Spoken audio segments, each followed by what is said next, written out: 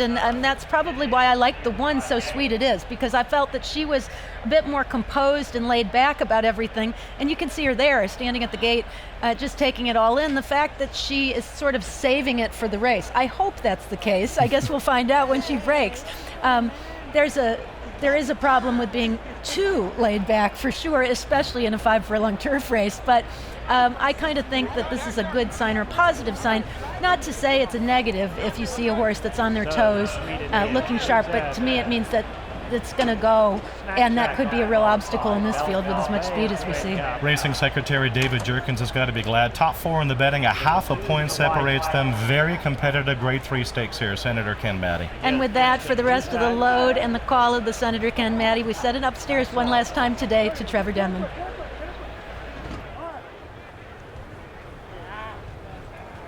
Instant Reflex goes in, then Vigor. Long, hot summer coming forward.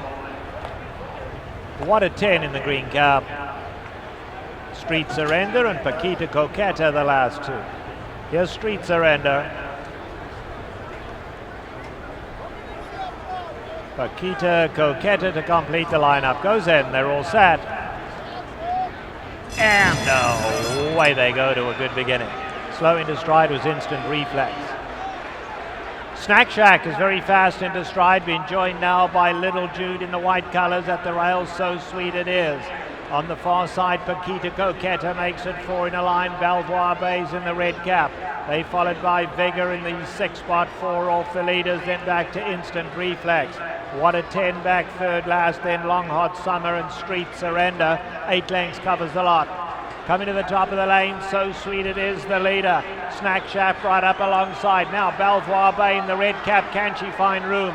Belvoir Bay full of run, nowhere to go. She has room at the rail. Belvoir Bay's let loose. Meanwhile, Vigor's come with a run down the centre, down to 2.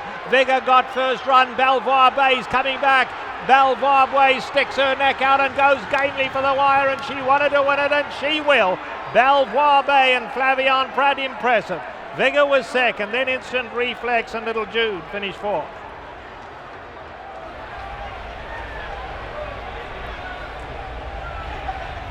Belvoir Bay with the victory, although some anxious moments for Flavien Prat, who with this victory notches his 4th on the card.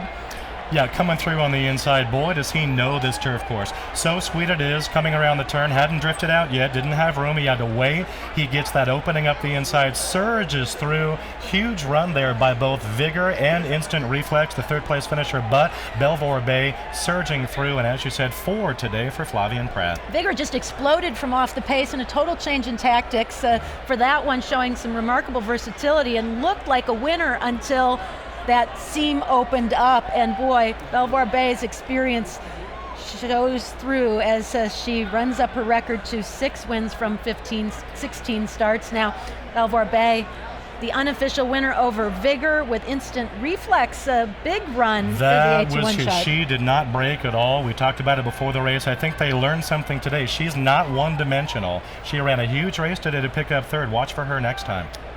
Completing the superfecta, the 8, Little Jude crossed the finish line in 4th, and the final time of 56 and 3 with our Longines split times, showing moderate pace, pretty typical for this caliber of competition. At 5/8 on this turf course, it's tough to run sub 22. It's because of the run-up. They don't have a real big run-up out here. If you see 21 and change, it's exceptionally fast. This was fast. It's because of the run-up that you're not going to see a lot of those ridiculous fractions at 5/8 on turf at Del Mar. And again, I look at the split times. Thanks to Longines, 2.5, 3.8 unofficially on the board. And boy, what a day for Flavien Prat, who is loaded tomorrow as well in Breeders' Cup. Moonshine Memories, one of my favorites in the juvenile fillies, coming up tomorrow. He rides a number of other well-spotted horses at some short prices on the morning line. So going to be some celebrating for the French camp of Flavien Prat. It's an awfully good way to begin the first part of a 2-day championship meet. Just a great day for Flavien Prat.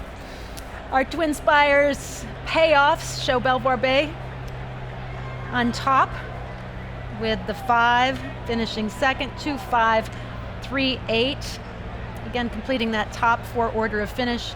And once again, those payouts are presented by Twin Spires, twinnspires.com.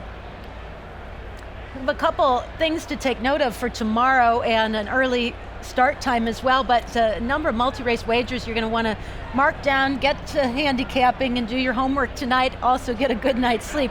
$500,000 pick 5 starts on races 1 through 5. So pick 5 with a guarantee of $500,000 on races 1 through 5. $1 Million Breeders' Cup pick 4 is on races 5 through 8. So that 5th race, the Turf Sprint, kicks off the $1 Million Breeders' Cup pick 4.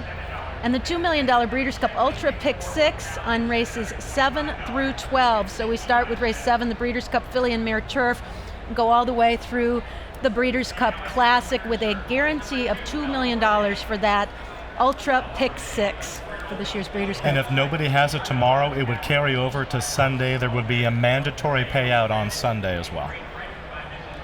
So just a little something to look forward to. As incentive. Today wasn't enough.